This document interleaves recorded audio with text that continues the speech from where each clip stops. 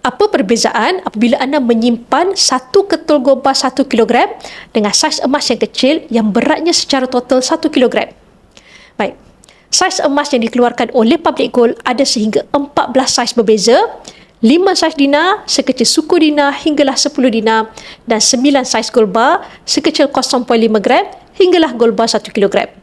Saiz yang pelbagai ini memberi kemudahan kepada pemilik emas supaya dapat menjual emas mereka sesuai dengan kegunaan pada masa hadapan. Perbezaan yang ketara antara emas kecil dengan emas besar adalah spread value. Yang mana emas saiz kecil di bawah 10 gram, spread value adalah 9%.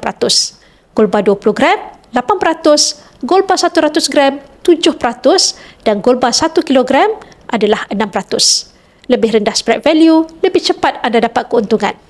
Tetapi ini bukan bermakna simpan emas yang kecil merugikan berbanding simpan emas yang besar.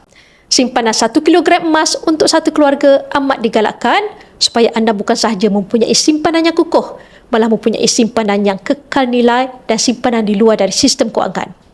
Tidak bermakna untuk capai 1 kilogram emas, anda perlu memiliki gulba 1 kilogram seperti ini. Anda boleh sahaja simpan saiz emas yang berbeza yang memenuhi keperluan matlamat simpanan anda.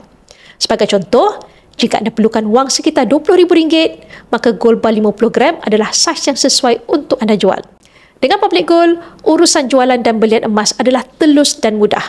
Bagi yang berminat untuk mengalihkan sebahagian simpanan ke dalam bentuk emas fizikal, anda boleh rujuk pin video saya untuk 5 langkah daftar akaun Public Gold dan saya akan bimbing anda dalam cara dan langkah-langkah simpanan emas yang terbaik untuk anda.